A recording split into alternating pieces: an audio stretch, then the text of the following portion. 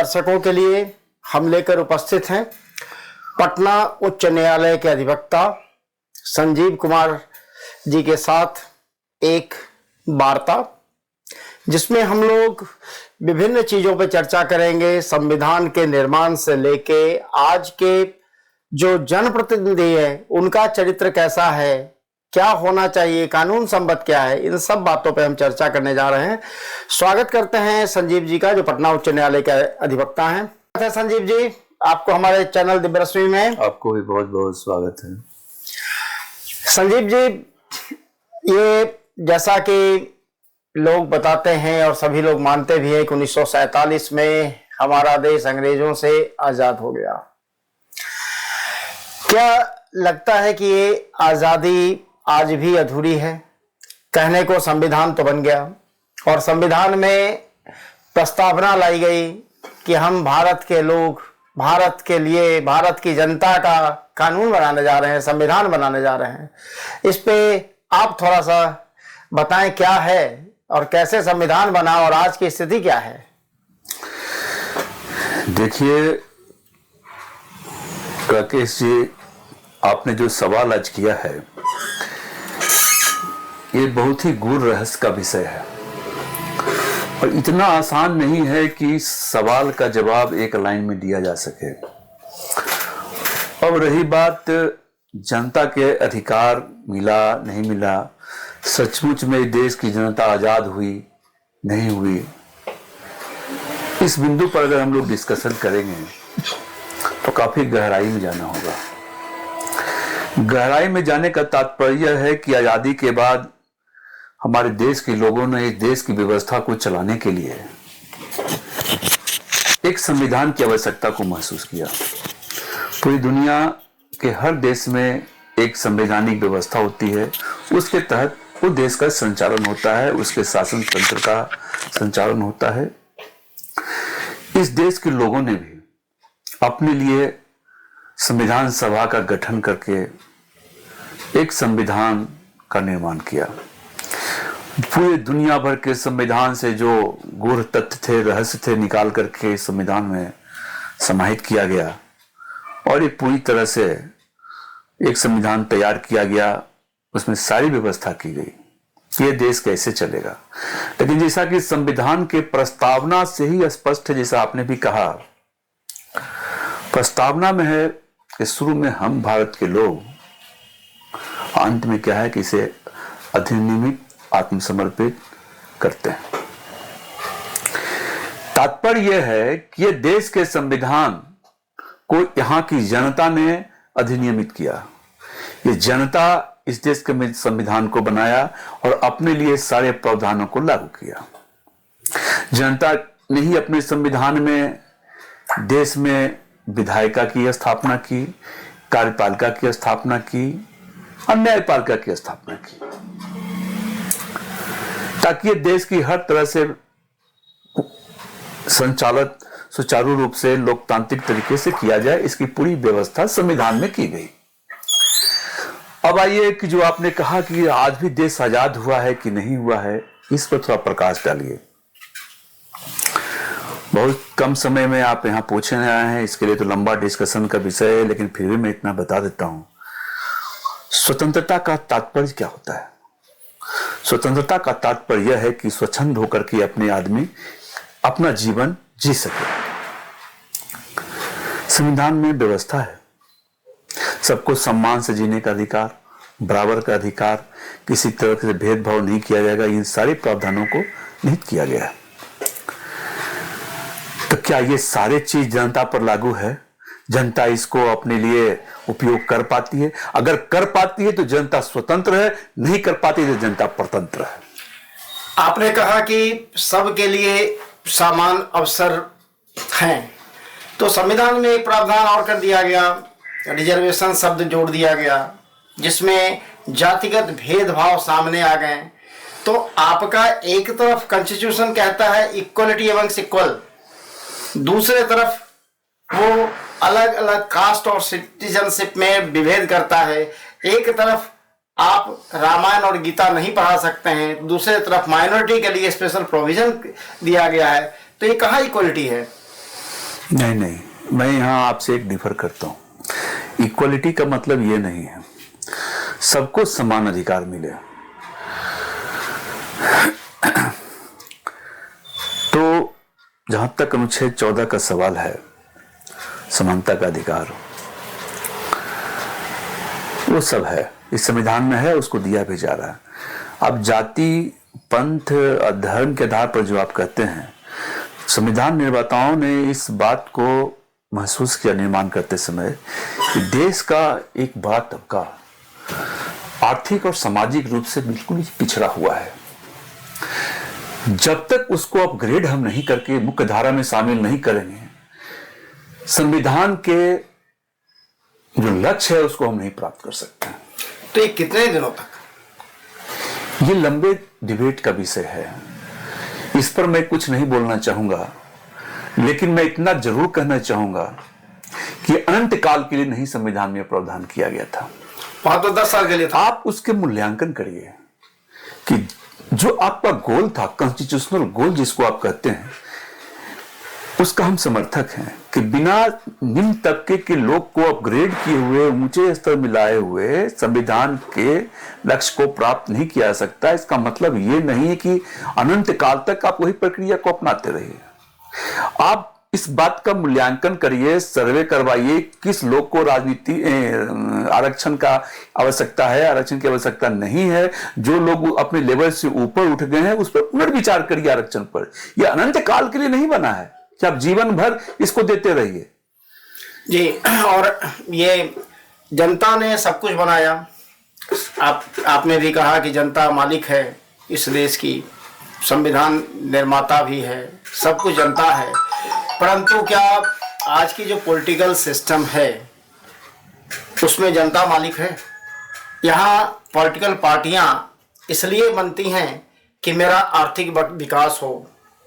एक घर से पूरे परिवार के लोग सांसद और विधायक बन जाते हैं। राजनीतिक पार्टियां, पॉलिटिकल सिस्टम जो है वो प्राइवेट लिमिटेड कंपनी के जैसा कार्य कर रही है। तो ये कहाँ तक जनता के साथ आपके अनुसार है? ये तो जनता के साथ सीधा सीधा धोखा है। देखिए, संविधान निर्माताओं ने तो इसकी प्रावधान नहीं की कि आप प्राइवेट लिमिटेड कंपनी बनाइए। आप संविधान की बात करने आए हैं तो हम संवैधानिक तरीके से ही बात करें। पूरे संविधान में कहीं नहीं लिखा हुआ है कि जनता से आप पैसा लीजिए, आपको हम टिकट देंगे इसके लिए पैसा दीजिए, आप हमारे मेंबरशिप बनिए इसके लिए पैसा दीजिए। अरे जनता ने बनाया संविधान को, जनता ने अपनी प्रतिनिधि भेजा था, अपने प्रतिनिधि के लिए खुद पैसा क्यों देगा?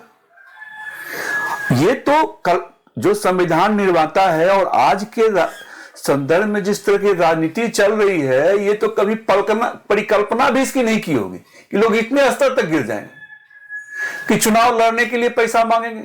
अब हमारे पार्टी की सदस्यता ग्रहण करिए, इसके लिए पैसा मांगे। अभी आपको बताते हैं, एक पार्टी की चर्चा बहुत तेज हो रही, कई लोग हमसे सलाह, जो भी पार्टियां आजकल बन रही हैं, पार्टियों का मकसद ही है। आप ये देखिए ना, पहले तक जो चुनाव में आते थे लोग, जो नेता बनते थे, वो जनता के सेवक बनते थे, सेवा भावना उनके अंदर होती थी।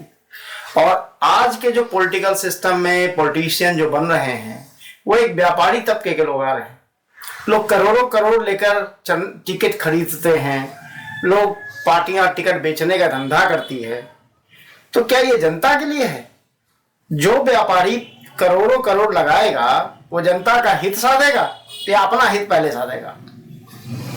अच्छा, आप आए हैं संविधान की बात करने, उसी पर हम लोग केंद्रित हैं।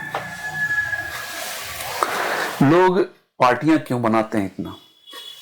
जितना मेंबर, हर एक बार मेंबर बन गया बस एक पार्टी खड़ा कर लिया, 100 मेंबर लेकर पार्टी खड़ी हो जाएगी, 2 मेंबर की पार्टी बन जाती है।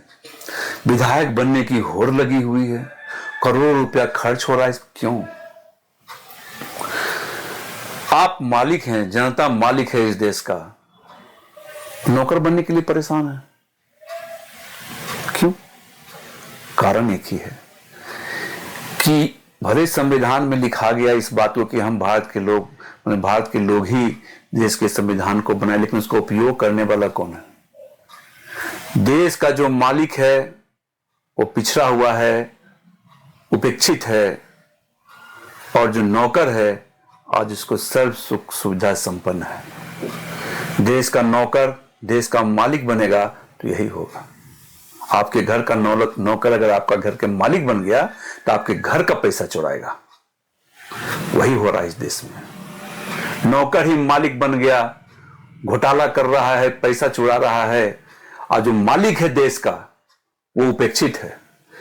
तो जब तक मालिक और नौकर के भेद को खत्म नहीं किया जाएगा, जनता को सब तरीके से एकदम सुख सुविधा संपन्न उसको जो संवैधानिक अधिकार है उसको नहीं दे दिया जाएगा, तब तक यही व्यवस्था रहेगी। जब जनता अपने आप को समझेगी कि हम इस देश का मालिक हैं, हमको अब कोई चीज की दिक्कत नहीं है, किसी तरह कोई परेशानी नहीं, तो खुद विधायक का चुनाव या नौकरी करने की लालसा उसमें नहीं रह जाएगी। तो जो भी लोग विधायक बनते हैं, कल तक जो फटे हुए स्कूटर से साइकिल से चलता है, वो विधायक बनते के साथ लाखों लाख की गाड़ियां खड़ी कर लेता है। वही तो मैं कह रहा हूं, एक जनप्रतिनिधि कोई बन गया। विधायक तो बहुत बड़ी बात है, लोकसभा का सदस्य होना बहुत बड़ी बात है। आप पंचायत के सदस्य को देख लीजिए, अगर एक पंचायत का सदस्य कोई बन जाता है, प्रमुख बन जाएगा, पंचायत समिति का सदस्य बन गया, जिला परिषद का अध्यक्ष बन गया, उसकी रुतबा आप गांव में देख लीजिए, ब्लॉक में देख लीजिए, थाना में देख लीजिए। इससे आम जनता प्रभावित होती है कि हम प्रतिनिधि बन जाएंगे तो हमको भी इतना ही इज्जत मिलेगा। इसका कारण यही है कि हर आदमी एक प्रतिनिधि बनना चाहता है, हर आदमी विधायक बनना चाहता है कि हमको समाज में इज्जत मिले, प्रतिष्ठा मिले, सम्मान मिले, दौलत मिले। ये एक आश्चर्यजनक तथ्य नहीं है कि भारत की जनता का जो औसत इनकम है उससे कहीं ज्यादा इनकम उन लोगों की हो जाती है जो एक बार के विधायक हो जाते हैं, सांसद हो जाते हैं। अगर गलती से वो सांसद भी हो गए, विधायक भी हो गए, मंत्री भी हो गए, 5 जगह रहें तो 5 जगह से उनको पेंशन मिलता है। ये आश्चर्य नहीं लगता कि भारत में 45% अनप्रोडक्टिव एक्सपेंडिचर जहां हो तो क्या वो देश कभी तरक्की करेगा? वही तो मैं कह रहा हूं राकेश जी, वही तो मैं कह रहा हूं। ये आम जनता उपेक्षित है और जो जनप्रतिनिधि बन गया उसको सारी सुख सुविधा संपन्न हो गया, तभी तो ये होड़ लगी हुई है। उस 2 तरह की होड़ लगी हुई है। एक जो विधायक बन गया, जो सांसद बन गया, जो मंत्री बन गया, उसको लगा कि खजाना कैसे लूट लें, दोबारा मौका मिलेगा कि नहीं मिलेगा। और जो नहीं बना वो बनने के फिराक में है कि हम भी बन जाए मंत्री, हम भी बन जाए विधायक। इस कारण से ये जो व्यवस्था है, लोकतंत्र का, संविधान का जो लक्ष्य है वो कभी प्राप्त नहीं हो पाएगा। इसका मूल कारण पहले ही मैंने बता दिया कि जनता को समृद्ध करो, जो मालिक है उसको समृद्ध करो, तभी कॉन्स्टिट्यूशनल गोल आप प्राप्त कर सकते हैं। अन्यथा जब तक संवैधानिक गोल तब तक नहीं प्राप्त कर पाएगा जब तक जनता समृद्ध नहीं हो जाती है। लोकतंत्र का आत्मा यही है। अभी बिहार में चुनाव हो रहा है, कुछ वर्षों से 2-4 वर्षों से एक नए लोगों ने संगठन खड़ा किया और एक नई सो कॉल्ड राजनीतिक पार्टी भी बन गई। उन लोगों ने पहले तो जनता को सब्जबाग दिखाया, उसके बाद वो भी तो उसी रंग में रंग गए। कई केसेस भी आपके पास आए होंगे इस प्रकार के। देखिए, हम उसकी व्याख्या नहीं कर सकते। उसकी व्याख्या अगर हम करेंगे तो जिसकी आप बात कर रहे हैं उन पर कुठाराघात होगा। बेहतर है कि आप इस पर हमसे ओपिनियन नहीं लीजिए। इस तरह के लोगों को जो पार्टियां बना करके लोगों को सब्जबाग दिखा रहे हैं, इस देश की सरकार को चाहिए कि ऐसे ऐसे पार्टियां को उत्पन्न होने से रोके। जनता के आगे जाकर के उससे सदस्यता शुल्क ले लीजिए प्राइवेट कंपनी की तरह, और उसके बाद उसको चुनाव का टिकट दीजिए। हम ज्यादा नहीं बोलना चाहते हैं इस पर, यह राजनीतिक डिबेट हो जाएगा। हम राजनीतिक डिबेट नहीं देना चाहते, हम संवैधानिक डिस्कशन कर रहे हैं, उसी पर चाहते हैं कि इस पर रहिए। भारत में एक एक्ट और है, पीपल रिप्रेजेंटेशन एक्ट, जिसमें नेताओं को संतुलित करने के लिए प्रावधान बनाया गया था। उस एक्ट के तहत किसी भी पॉलिटिकल पार्टी के पास ये अथॉरिटी नहीं है कि वो चंदा के नाम पे या सदस्यता के नाम पे मोटी राशि वसूल सके जनता के साथ। बिल्कुल नहीं है। पॉलिटिकल पार्टी हो या कोई भी हो,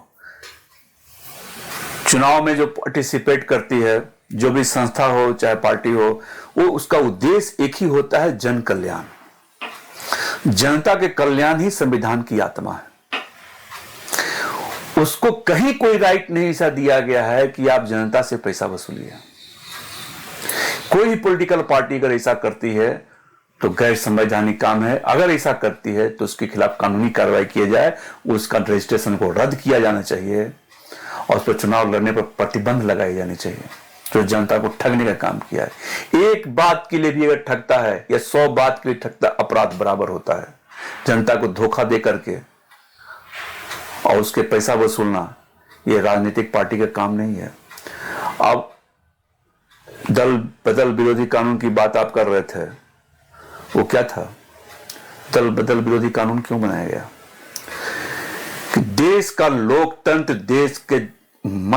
देश की जनता के मत से निर्धारित होता है। जनता जिसको मत देती है, अब बहुमत में जो आते हैं, उनकी सेवा के लिए मंत्रिपरिषद का गठन वही पार्टी करती है जिसको बहुमत होता है।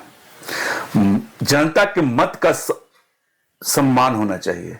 जनता के मत का सम्मान नहीं हो रहा था इस देश में, तो दल बदल विरोधी कानून लाया गया कि आप जनता के मत लेकर के आप फिर अपना एजेंडा को नहीं बदल लीजिए, उसको रोकने का काम किया गया। अब एक बात मैं इसमें और कहना चाहता हूं आपके चैनल के माध्यम, अभी काफी पुराने चैनल चलाने वाले हैं, अगर हमारी आवाज को कहीं और पर दूर तक पहुंचा सकते हैं तो पहुंचाई, नहीं तो मेरे पास भी संवैधानिक प्रावधान है, उसके तहत कार्रवाई भी करेंगे। जब दल बदल विरोधी कानून बना, कुछ पॉलिटिकल पार्टी पर प्रतिबंध लग गया कि अब या सदस्यों पर कि हम नहीं जा सकते दूसरी पार्टी में, और उसके लिए जो प्रावधान बनाए गए वो थोड़ा कठिन है।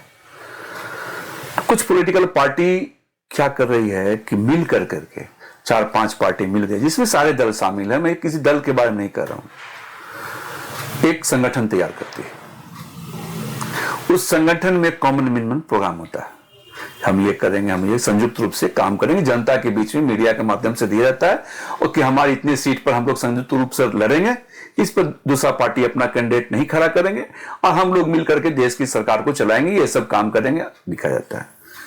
जनता उसको देख करके, कॉमन मिनिमम प्रोग्राम को देख करके, अपने फायदे को देखते हुए जनता उसको मत देती है। और जब चुनाव जीत जाते हैं संगठन, सरकार बनाते समय कुछ पार्टियां निकल के इधर चली जाती है, कुछ पार्टियां निकल के दूसरे दल में चल जाती है। इससे जनता का जो मत है, जनता ने जो सोचकर अपना मतदान किया, उसका सम्मान नहीं रह गया। तो मैं चाहता हूं कि दल बदल विरोधी कानून के तहत एक ऐसा भी कानून इस देश में लाया जाए, जो एक संगठन के रूप में जब चुनाव लड़ने या क्षेत्र में जाते हैं, प्रदेश में जाते हैं, तो फिर चुनाव के बाद आप उससे अलग नहीं हो सकते हैं जब तक कि जनता दोबारा मतदान नहीं कर दे।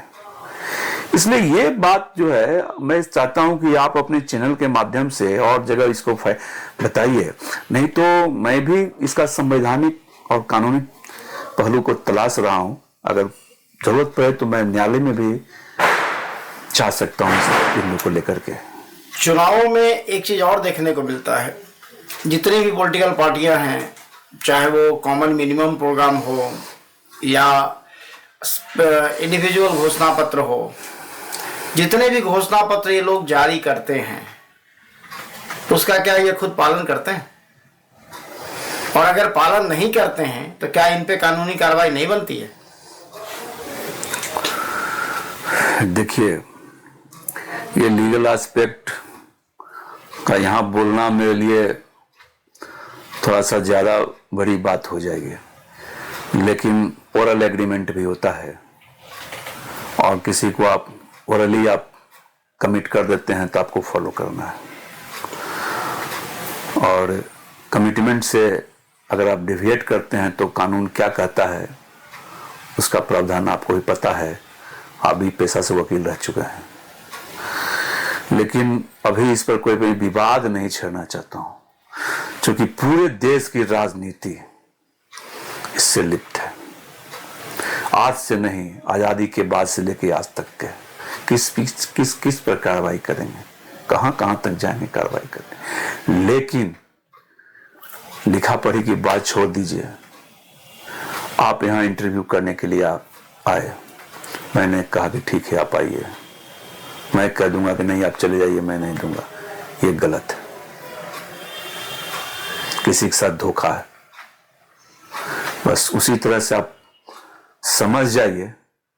और रही बात कार्रवाई करने की, तो इसमें जहां नीचे से ऊपर तक सब एक ही रंग में रंगे हुए हैं, तक कार्रवाई कितना सफल हो पाएगा, अब मेरा बोलना कितना बड़ा हंगामा खड़ा कर देगा, मैं इस विवाद में भी नहीं पड़ूंगा। लेकिन कमिटमेंट होता है, उसकी वैल्यू है, उसकी सैंक्टिटी है, उसको आप इग्नोर नहीं कर सकते। इस पर कानूनी कार्रवाई भी हो सकती है। देश में जो स्थितियां है, सभी लोग किसी न किसी दल के आगे पीछे घूमते रहते हैं। और क्या जनता को देश हित की चिंता है?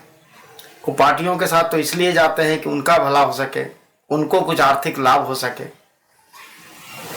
वो अपने और परिवार के बीच में फंसे हुए हैं। तो क्या जनता दोषी नहीं है? देखिए, जनता दोषी नहीं है, जनता दोषी हो भी नहीं सकती है। जनता को मताधिकार है, मत देने का अधिकार है। अधिकार तो उपयोग करेगी, चाहे आपके यहां करे चाहे इनके यहां करे। अब आप कह रहे हैं कि आप अगर गलत आदमी को वोट दे रहे हैं तो आप भी गलत है। जनता गलत आदमी को वोट नहीं देती है, जनता देती है पवित्र लोगों को वोट। अगर वो गलत आदमी है तो आपने उसको टिकट कैसे दिया? अगर वो गलत आदमी है तो उसका नॉमिनेशन अप्रूव कैसे हो गया? सारी कानूनी प्रक्रिया शुरू होने के बाद अगर जनता को, मान लीजिए किसी को सजा हो जाए 2 साल या 2 साल से ज्यादा, तब तो उसको चुनाव लड़ने का हक नहीं है। अगर वो चुनाव लड़े या जनता उसको वोट दे दे, तब हम दोषी हैं। जनता तो जो कैंडिडेट उसके समक्ष आता है वो बिल्कुल पूरी तरह से जांच पड़ताल करने के बाद आता है। जनता समझती कि हमारे प्रतिनिधि के लायक ये है, चुनाव आयोग ने भी इसको अप्रूव किया और सरकार ने भी अप्रूव किया, तब जनता उसको वोट देती है। तो जनता को तो वोट देना ही है। तो जनता जिम्मेवार कैसे हो जाए कि आपने गलत लोगों को चुनाव से भेजा? अभी जो प्रेजेंट पार्लियामेंट है, इसमें लगभग 45% लोग क्रिमिनल हैं।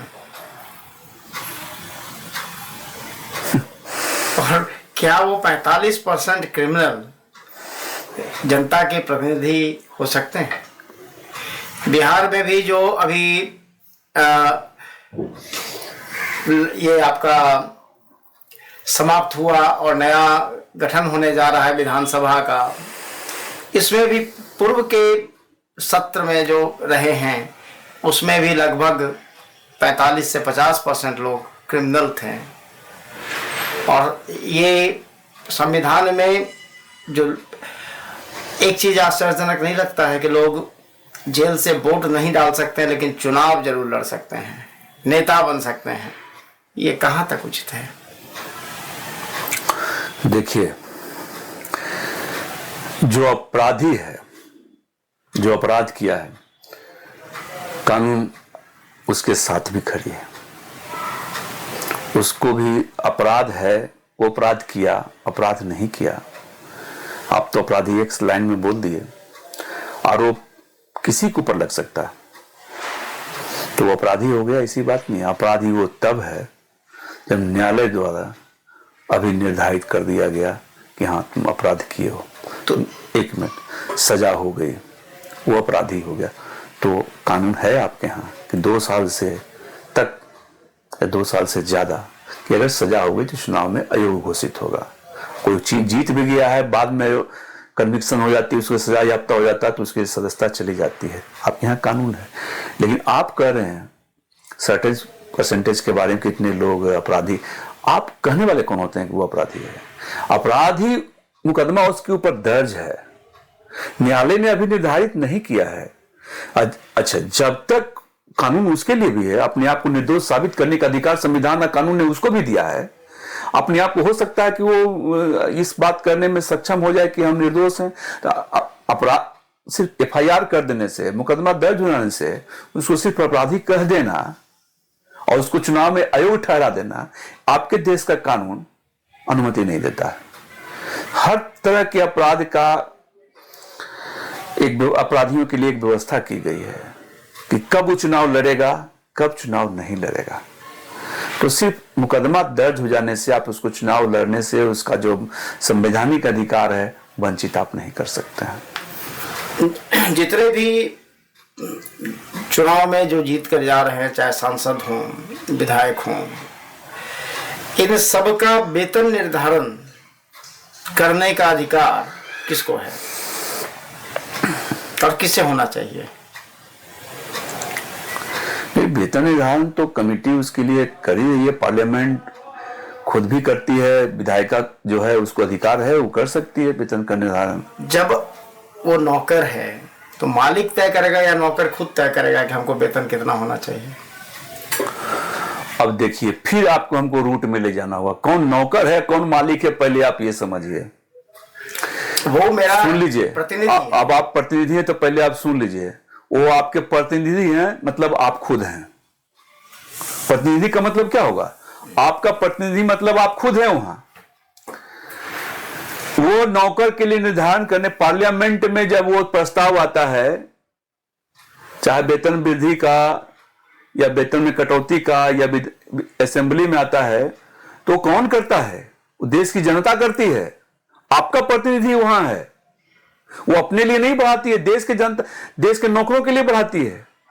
वो ऐसा नहीं है कि वो जब पार्लियामेंट का मेंबर है तो अपने लिए बढ़ा लिया, बाकी बात वाले को नहीं मिलेगा, वो सबको जो आएगा सबको मिलता रहेगा। तो वो वहां पर इसी यही बात समझने की जरूरत है, कौन मालिक है कौन नौकर। जब वही व्यक्ति विधायिका में बैठ करके डिबेट करता है, विधायिका में बैठ करके कानून बनाता है, प्रस्ताव बनाता है, प्रस्ताव पर बहस करता है, तो देश की जनता है।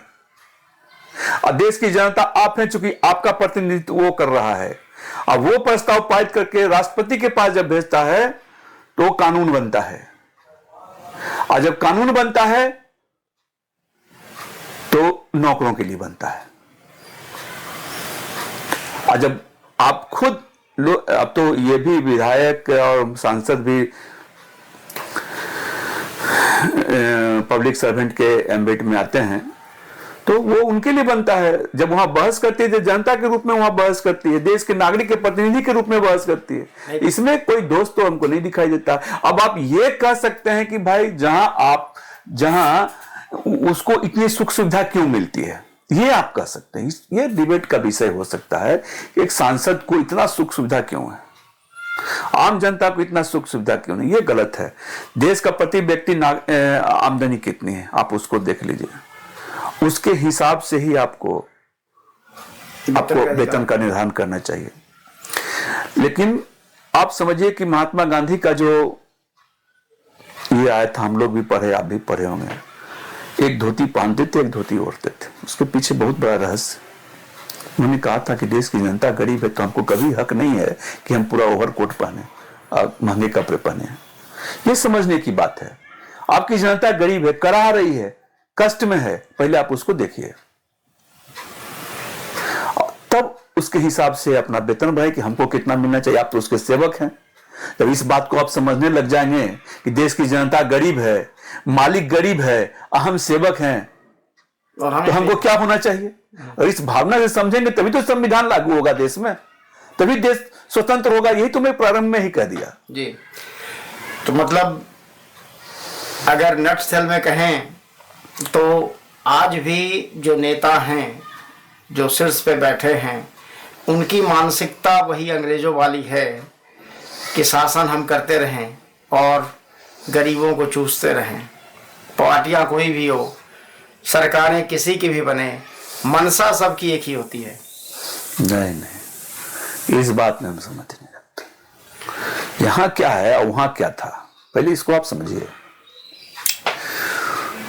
चूसना वर्ड आपने बोला, यानी शोषण। वहां जनता का सीधा शोषण होता था। और यहां क्या है, जनता के कल्याण में शोषण होता है। वेलफेयर काम होता है, सरकारें वेलफेयर काम तो करती है, उसमें घोटाला करती है। वेलफेयर भी होता है, अगर वेलफेयर 100% होना है तो 10% हुआ। इस देश का एक प्रधानमंत्री ने कहा, क्या कहा था, बस वही बात है। कल्याणकारी का राज्य है, जनता का कल्याण भी होता है और उसमें उसका शोषण भी होता है। वहां डिफरेंट था, वहां सीधा शोषण होता था। ये अंतर है हमारे यहाँ घुमाकर हो रहा है, बात तो वही है। अब आपको मैं एग्जांपल दे दूं, इधर से जब भी आप आरा गए होंगे तो पहले कोइलवर का पुल बना हुआ था जो अंग्रेजों का बनाया हुआ था, वो आज तक एज इट इज है। और अभी साल 2 साल पहले मीठापुर में एक पुल बना, आज 2 साल भी नहीं हुए हैं वो धंस गया। तो अंग्रेजों ने जो बनाया वो आज तक सुरक्षित है, और अपने देश के लोग जो बना रहे हैं इतने करप्ट हैं, इतने लोगों का शोषण कर रहे हैं, जिनको ये भी ख्याल नहीं कि लोग मरेंगे तो अपने लोग मरेंगे। तो ये नैतिकता है। हाँ, अभी मैंने क्या कहा वही बात, आप मेरी बात को आप दोहरा रहे हैं। कल्याण होता है, सड़कें तो बनी, पुल भी बनी, सब कुछ बना, लेकिन जो क्वालिटी मेंटेन करना चाहिए था उसमें कटौती की गई। वही शोषण है आज के डेट में, वही हम कहना चाह रहे हैं आपको। वो सीधा शोषण था अंग्रेजों के राज्य में, जनता में कुछ रहे न रहे उसकी कल्याण नहीं करना, उसका शोषण करना है। यहाँ वेलफेयर स्टेट की स्थापना हुई, कल्याणकारी राज्य की स्थापना। यहाँ का सरकार का उद्देश्य जनता से आय कमाना नहीं है, कल्याण करना है। तो कल्याण में ही कटौती करके अपना पोषण करते हैं, शोषण नहीं करते हैं। इस शोषण और पोषण में अंतर है। बहुत बहुत धन्यवाद आपका, आपने अपना कीमती समय दिया। आशा है जनता लाभान्वित होगी। धन्यवाद।